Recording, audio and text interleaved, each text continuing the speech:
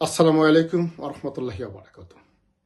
প্রিয় ফেসবুকের বন্ধুরা, পেজের বন্ধুরা এবং যারা দেশে বিদেশে বিভিন্ন দেশে আছেন আমার বন্ধু, বিশেষ করে আমার সাথে সংযুক্ত সবাইকে মাহে রমজানের শুভেচ্ছা জানাচ্ছি। আপনাদের মঙ্গল কামনা করে শুরু করছি। আমাদের আজকের টপিকটা হলো বাংলাদেশের সার্বিক আইন শৃঙ্খলা পরিস্থিতি এবং রাজনৈতিক, সামাজিক এবং গণতান্ত্রিক অধিকার প্রসঙ্গে।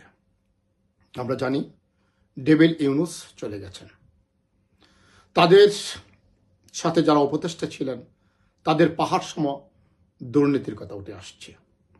তাদের বিরুদ্ধে দুদকে অনেক অভিযোগ জমা পড়েছে।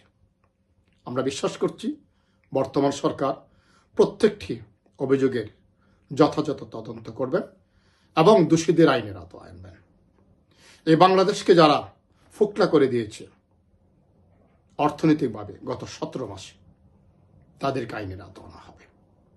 এই বাংলাদেশকে যারা আইনহীনতার সংস্কৃতি রূপান্তরিত করেছিল, মবের রাজত্ব কায়েম করেছিল, সন্ত্রাসের রাজত্ব কায়েম করেছিল, খুনের রাজত্ব কায়েম করেছিল, প্রত্যেকটি ঘটনার তদন্ত হবে এবং বিচার হবে।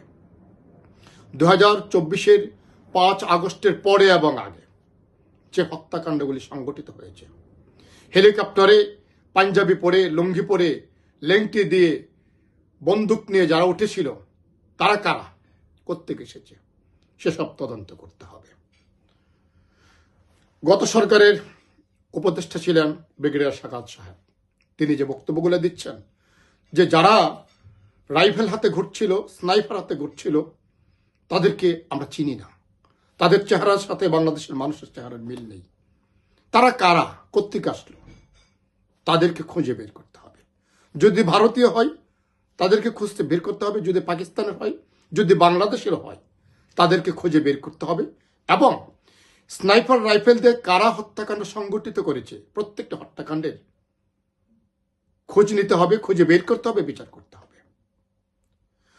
আমরা যারা আওয়ামী লীগ করি, 14 দল করি, আমাদের যে রাজনৈতিক অধিকারটি ওয়াকারের সাহায্যে ডেভিল ইউনুস বন্ধ করে রেখেছে, সেটা অনতিবিলম্বে প্রত্যাহার করা হবে এবং বাংলাদেশের মানুষকে রাজনীতি চর্চার সুযোগ দিতে হবে।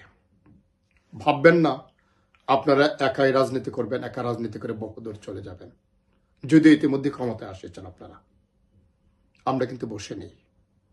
আমরা রাজনীতি করব, আমরা কথা বলবো, অবশ্যই গণতান্ত্রিক কথা বলবো। অতীতে যারা অপরাধ করেছিল, বিভিন্ন অপকর্মের সাথে জড়িত ছিল, তদন্ত সাপেক্ষে প্রত্যেকটি অন্যায় অপরাধের বিচার হবে। কিন্তু বিচার না করে ঢালাওভাবে হাজার হাজার লক্ষ লক্ষ মানুষকে জেলে পুরে একা একা রাজনীতি করবেন, সেটা হবে না। কারণ এই দেশটা আপনার না, আপনার, আমার, আমাদের সকলের। যে রাজাকার শাবকেরা 71-এর চেতনাকে মুছে দিয়ে 71-এর সকল স্মৃতিচিহ্নকে ধ্বংস করে, 72-এর সংবিধানকে ধ্বংস করে ক্ষমতায় আসতে চেয়েছিল, তাদের প্রত্যেকটা অপকর্মের এবং দুর্নীতির তদন্ত হতে হবে, বিচার হতে হবে। যে 3,500 পুলিশ অফিসারকে হত্যা করা হয়েছে, তাদের প্রত্যেকটি হত্যাকাণ্ডের বিচার করতে হবে এবং তদন্ত করতে হবে। যদি তারা দোষী সাব্যস্ত হয়, নিশ্চয়ই তাদের বিরুদ্ধে বিচার হবে। যে থানাগুলি লুণ্ঠন করা হলো, যে অস্ত্রগুলো লুণ্ঠন করা হলো, প্রত্যেকটি ঘটনার তদন্ত করতে হবে এবং বিচার করতে হবে। শেখ হাসিনার উপর আপনারা চাপিয়ে দিয়েছেন হত্যাকাণ্ডে দায়ভার, অথচ আমরা দেখেছি সাকাত সভা বলেছেন বাংলাদেশের মানুষ জানে হেলিকপ্টারে উঠে কারা গুলি করেছে, তারা কারা, স্নাইপার রাইফেল কাদের হাতে ছিল, কোত্থেকে আসতো স্নাইপার রাইফেল। প্রত্যেকটা হত্যাকাণ্ডের সুষ্ঠু তদন্ত চাই এবং বিচার চাই। সবচেয়ে বড় কথা হলো যে লক্ষ লক্ষ মানুষকে বিনা বিচারে, বিনা মামলায় গ্রেপ্তার করে রাখা হয়েছে, প্রত্যেকের স্বাভাবিক জীবনে ফিরে আসার সুযোগ দিতে হবে, জামিনের সুযোগ দিতে হবে। যদি তারা অপরাধী হয় তদন্ত সাপেক্ষে নিশ্চয়ই তাদের বিচার হবে। কিন্তু তার মৌলিক অধিকার কেড়ে নিয়ে, তার ফান্ডামেন্টাল রাইটস কেড়ে নিয়ে আপনি জেলে পুরে রাখবেন, বিচারের সুযোগ করে দিবেন না, সেটা হতে পারে না। একই সাথে আমার এলাকায় কিশোরগঞ্জ 5 বাজিতপুর নিকলিতে যারা আছেন তাদেরকে অনুরোধ করব, যারা অপকর্মের সাথে জড়িত ছিল অতীত সরকারের, তাদের যেমন বিচার করতে হবে। 2005 সালের আগস্টের পরে যারা হত্যাকাণ্ড করেছে, যারা সন্ত্রাস করেছে, যারা লুণ্ঠন করেছে, যারা নানানভাবে চাঁদাবাজি করেছে, তাদেরকে আইনের আওতায় আনতে হবে। অবশ্যই আমরা সোচ্চার আছি, আমরা প্রত্যেকটি ঘটনার তদন্ত সাপেক্ষে বিচার চাই। যারা রাজনীতি করছেন ভুলে যাবেন না, এক মাঘে শীত চাই না। যদি মনে করেন গত 17 বছরের কথা, তবে গত 17 মাসের কথা মনে রাখতে হবে, আগামী ভবিষ্যতের কথা মনে রাখতে হবে। যদি অতিরিক্ত অন্যায় করেন, যদি গণতান্ত্রিক অধিকার হরণ করার চেষ্টা করেন, যদি সন্ত্রাস নির্মূল না করে ক্রমান্বয়ে সন্ত্রাস করতে থাকেন, নিশ্চয়ই বাংলাদেশের মানুষ, এলাকার মানুষ আপনাদের বিরুদ্ধে সর্বাত্মক ব্যবস্থা গ্রহণ করবে।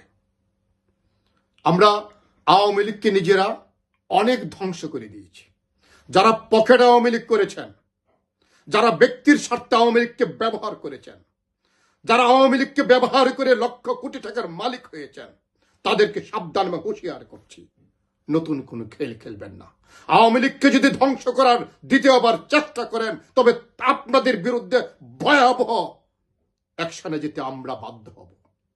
যদি বলেন হুমকি, তবে হুমকি। যদি বলেন সতর্কবার্তা, তবে সতর্কবার্তা। বঙ্গবন্ধুর কোট গায়ে দিয়ে যারা অন্যায় অবিচার করেছিলেন, যারা আওয়ামী লীগকে ধ্বংস করেছেন ব্যক্তি স্বার্থের জন্য, তাদেরকে হুঁশিয়ার করছি, আপনারা সাবধান থাকবেন।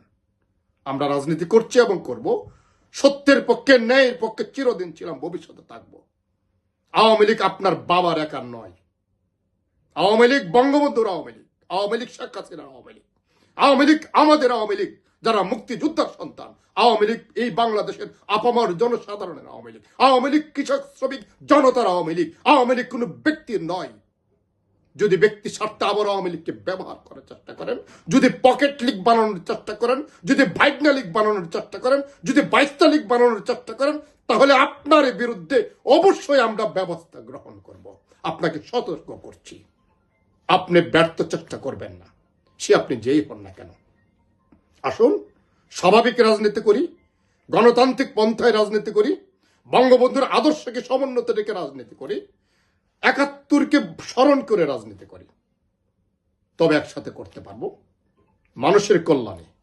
রাজনীতি তো মানুষের কল্যাণে, তবে মানুষের কল্যাণে যেন রাজনীতি হয়, রাজনীতির জন্য পকেটের কল্যাণে না হয়, রাজনীতি যেন আমাদের অর্থ উপার্জনের একমাত্র পথ না হয়, রাজনীতি যেন রাজনীতিকে ধ্বংস করে যেন রাজনীতি না হয়।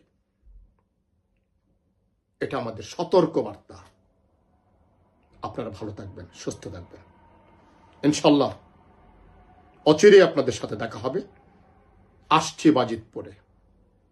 জয় বাংলা, জয় বঙ্গবন্ধু, জয় হোক মেহনতি মানুষের। খোদা হাফেজ।